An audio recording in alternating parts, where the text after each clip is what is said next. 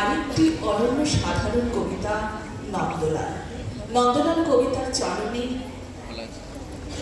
চলনে পা মেলাবে পরমা ব্যানার্জির কলাক্ষেত্রম নৃত্য শিক্ষা কেন্দ্রের শিল্পীরা। মঞ্চে নন্দলাল।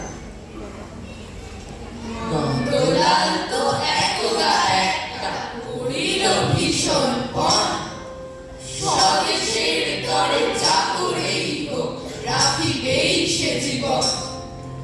সকলে বলিল আহা করো কি নন্দলাল।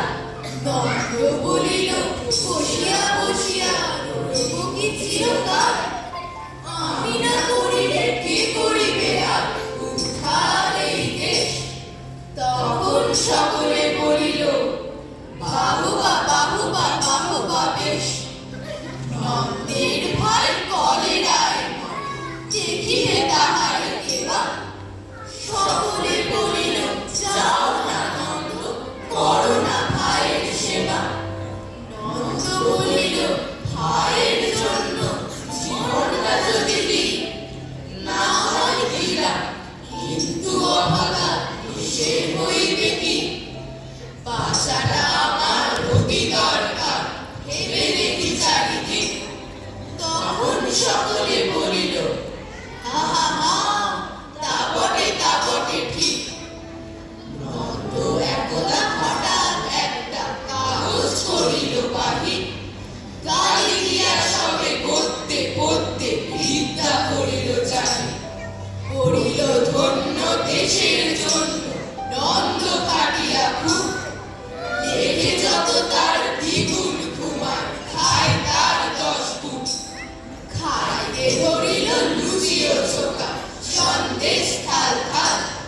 তখন সকলে বলিল বাহুবা বাহুবা নন্দলাল।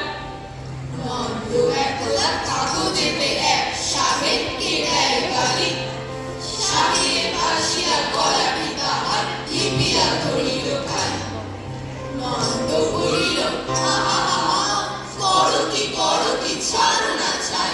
কি হবে দেশের গলাটি পুনিতে আমি যদি মারা যাই। বিপদ নাকে দিব যা বলো করিব তাহা। তখন সকলে বলিল বাহুবা বাহুবা বাহুবা বাহা। নন্দ বাড়ির হতো না বাড়ি, কোথা কি ঘটে কি জানি। চড়িত না গাড়ি কি জানি কখন উল্টায় গাড়ি খানি। নৌকা ভীষণ ডুবিছে ভীষণ এলে কলিশন হয়।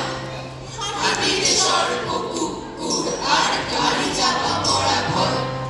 তাই শুয়ে কষ্টে বাঁচিয়া রহিল নন্দলাল। সকলে বলিল